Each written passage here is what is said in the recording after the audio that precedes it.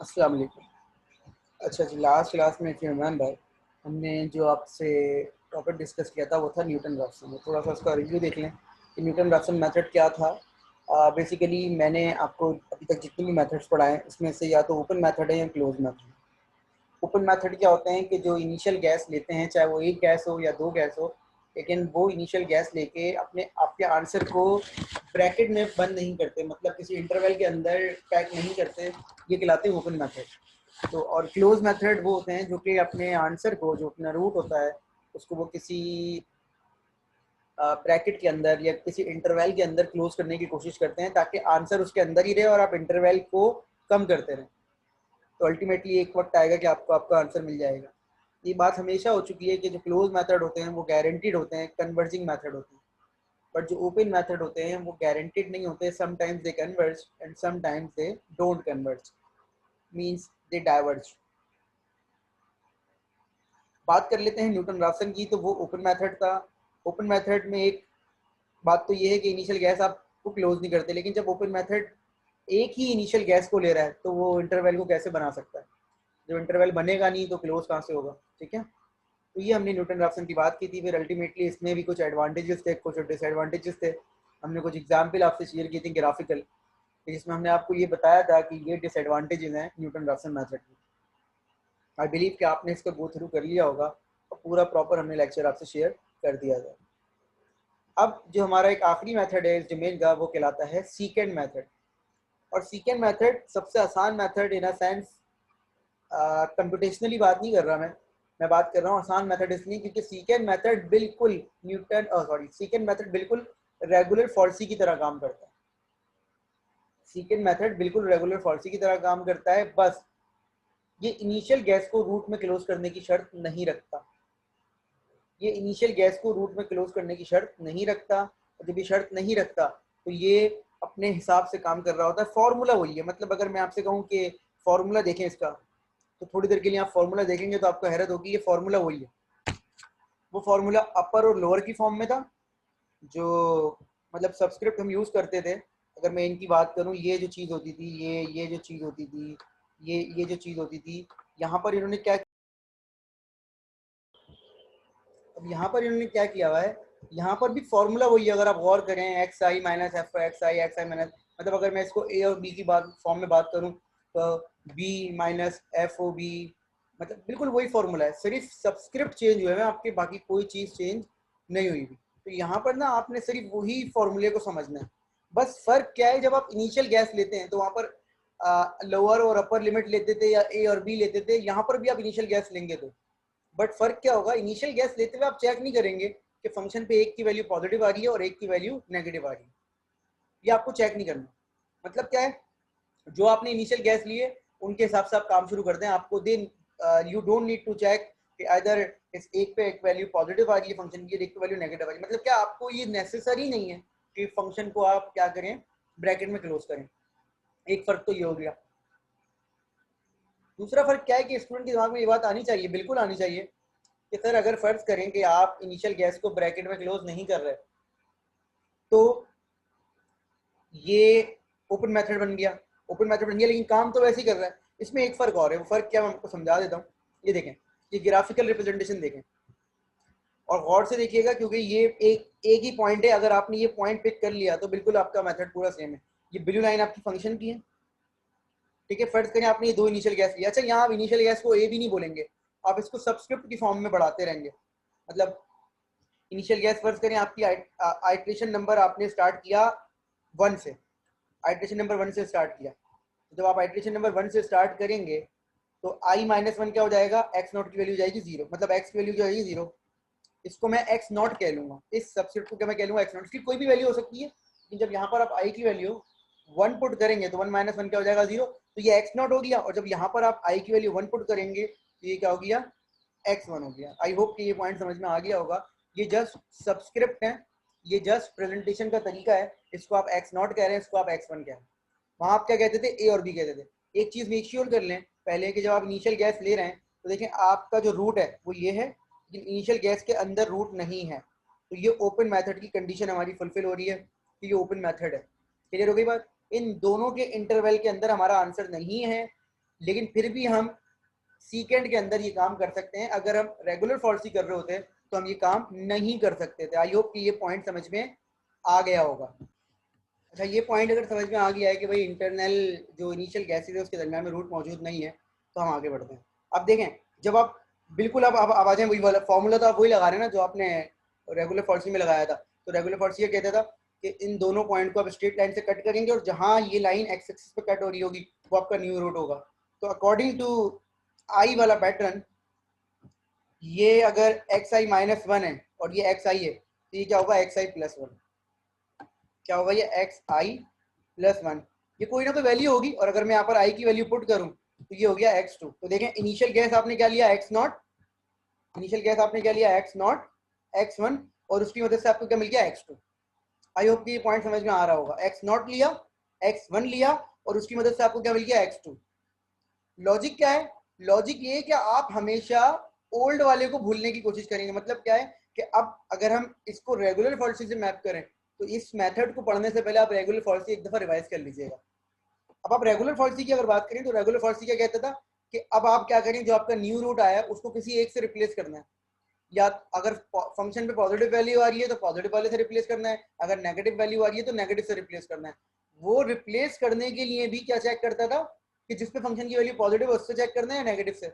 यहाँ पर ऐसी कोई कहानी नहीं है, क्योंकि यहाँ पर हम इंटरवल की बात तो कर नहीं रहे। तो हम सिंपल क्या करेंगे कि भाई जो हमारा ओल्ड वाला आंसर होगा उसको हम भूल जाएंगे। मतलब क्या है कि न्यू कैलकुलेशन के अंदर हमारा लेटेस्ट वाला रूट तो यूज होगा ही होगा, ओल्ड वाला भूल जाएंगे। तो इन x naught, x one, x two में से अगर मैं यहाँ लिखने की कोशिश करूं, ग्राफिकल बात नहीं कर रहा बेटा मैं, ये एक्स नॉट है, ये एक्स वन है, ये एक्स टू है। एक्स नॉट कहीं पर भी हो, एक्स वन कहीं पर भी हो, एक्स टू कहीं पर भी हो, जरूरी नहीं ऑर्डर में हो, यहाँ पर ये ऑर्डर है। अब जो आप नई कैलकुलेशन करेंगे एक्स थ्री की, तो एक्स थ्री की कैलकुलेशन में जो आप यूज करेंगे वो किसको यूज करेंगे, आप x1 और x2 को। आप ओल्ड वाले को हमेशा भूलते रहेंगे। इसका मतलब क्या है, अब जब मेरी नई कैलकुलेशन होगी तो मैं x नॉट को भूल जाऊंगा। अब मैं x नॉट को भूल जाऊंगा और अब मेरे पास जो दो पॉइंट होंगे वो कौन से होंगे, x1 और x2। तो x1 और x2 को अगर मैं दोबारा से ड्रॉ करने की कोशिश करूं इसी पे, तो देखें ये y एक्सिस पे यहाँ कट करेगा, यहाँ कट करेगा y एक्सिस पे। जब मैं इसको स्ट्रेट लाइन से दोबारा मिलाने की कोशिश करूंगा इस पॉइंट को और इस पॉइंट को, ये देखें, तो अब ये यहाँ कट करेगा। आई होप कि ये पॉइंट समझ में आ रहा होगा, x1 और x2 की मदद से। अब जब x1 x2 की मदद से ये जो पॉइंट आएगा मैं इसको क्या बोल दूंगा, x3 बोल दूंगा। जो ये पॉइंट आएगा मैं इसको क्या बोल दूंगा, मैं x3 बोल दूंगा। मैं इसको अगर ड्रॉ कर सकूं मैं इसको x3 बोल दूंगा, ठीक है। मतलब अगर मैं सिर्फ 3 लिख दूं तो आप समझ जाएंगे मैंने 3 बोल दिया। जैसे ही मैंने इसको x3 बोला, अब x3 डेफिनेटली हमारा रूट नहीं है, तो हम क्या करेंगे, हम दोबारा से इस x3 को y एक्सिस पे कट करेंगे और अब कैलकुलेशन में क्या यूज करेंगे, अब आपको आइडिया होगा कि हम कैलकुलेशन में क्या यूज करेंगे, x2 और x3। इसकी मदद से क्या निकाल लेंगे हम, x4 निकाल लेंगे। तो हमेशा आपने without doing anything, without seeing anything, आपने हमेशा पुराने वाले x को इग्नोर करना है। तो अब x2 और x3 की मदद से क्या आ जाएगा, x4। अगर ग्राफिकल इसकी रिप्रेजेंटेशन कर सके हम तो देखें ये x1 खत्म हो जाएगा यहाँ से, ये x1 को हम भूल जाएंगे अब, और अब हमारे पास ये x2 और x3 है। तो इनकी मदद से हम दोबारा क्या करेंगे, एक और पॉइंट ड्रॉ करेंगे और हमें अल्टीमेटली कभी ना कभी रूट मिल जाएगा। तो आपने लास्ट वाले को भूलना है। और अगर मैं फॉर्मूले को दिखा सकूं आपको स्क्रीन पे, तो ये देखें ये आपका फॉर्मूला है, ये देखिएगा ये आपका फॉर्मूला है। इसमें बस एक्स आई की जगह पे क्या आता रहेगा, ये न्यू वाला है तो ये पुराना वाला। मतलब अगर ये x1 है, अगर देखो अगर ये x2 है तो ये x1 है और ये x नॉट है। अगर ये x3 है तो ये 2 है, ये 1 है। अगर ये x4 है तो ये 3 है, ये 3 है, ये 3 है, ये 2, ये 3, ये 2। तो इस तरीके से आप इस फॉर्मूले को अपडेट करते रहते हैं। तो ये बाकी पूरी कैलकुलेशन वही है जो कि आप करके आए। अब फर्क देख लें इन दोनों का, देखें ये फॉल्स पोजीशन कैसे काम करता है और सीकेंड कैसे काम करता है। फॉल्स पोजीशन काम करता है इंटरवल में क्लोज करके, मैं दोनों का फर्क बता रहा हूँ। फॉल्स पोजीशन इंटरवल में क्लोज करके काम करता है कि अगर आप ये अगर फर्ज करें फॉल्स पोजीशन ने इंटरवल में क्लोज कर लिया है तो वो तो अल्टीमेटली आंसर लाएगा।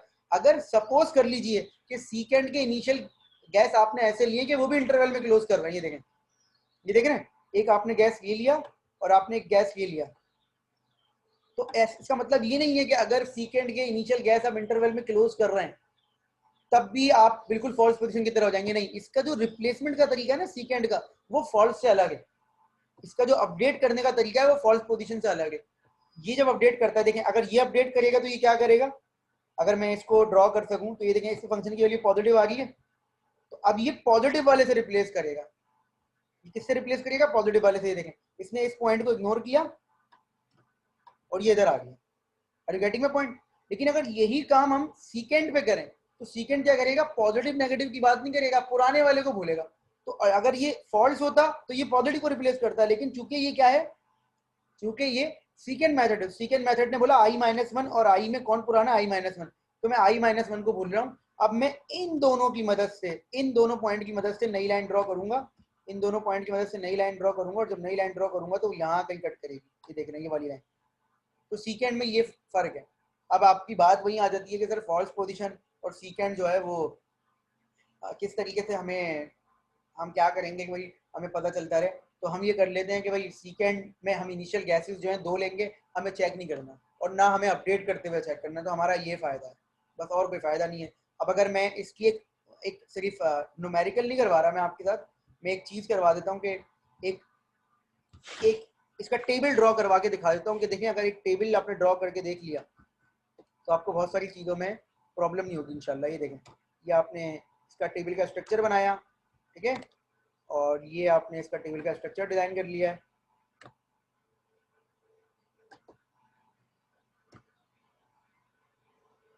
मैं आपको लिख भी दूंगा ताकि जो स्टूडेंट को एरर का मसला होता है कि सर एरर क्या था, हमें समझ में नहीं आया, एरर कैसे निकलता है, तो अब एरर जो है ना आप बस उसी फॉर्मूले से निकालेंगे, current minus old, new minus old या करंट माइनस ओल्ड के फॉर्मूले, ठीक है। ये देखें अगर फर्स्ट करें मैं इसकी नंबरिंग कर सकूँ तो अगर ये आई है, ठीक है, ये आई है, ये हो गया हमारे पास xi-1,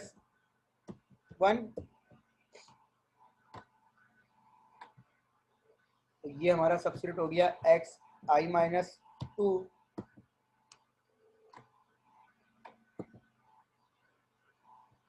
ये xi हो गया, ये xi हो गया, ठीक है, और ये xi प्लस 1 हो जाएगा। सिर्फ इसकी 2 आइट्रेशन देख लेंगे ना आप डायरेक्ट, मतलब कि हम क्या कर रहे होते हैं। अच्छा, रिप्लेसमेंट का कोई चक्कर ही नहीं है इसमें, सिर्फ आप एरर निकालेंगे, और एरर का फॉर्मूला क्या है, एरर का फॉर्मूला भी आपको बता देते हैं, ठीक है। बाकी मैंने कॉलम ज़्यादा बना दिए हैं, तो अगर हम आ जाए, हमारा आई जो है वो कहाँ से स्टार्ट हो रहा है, 1 से, तो देखिए जब मैं आई की वैल्यू पुट करूंगा तो ये क्या बन जाएगा, x0, जब मैं यहाँ आई की वैल्यू पुट करूंगा तो ये क्या बन जाएगा, x1, जब मैं यहाँ आई की वैल्यू पुट करूंगा तो ये क्या बन जाएगा, x2। तो ये दो जो हैं, ये दो जो हैं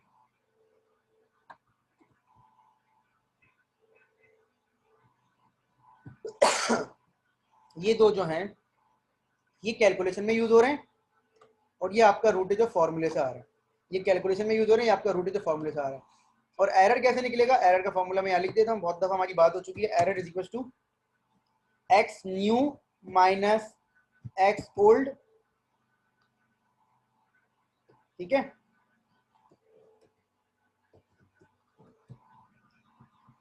और डिवाइडेड बाय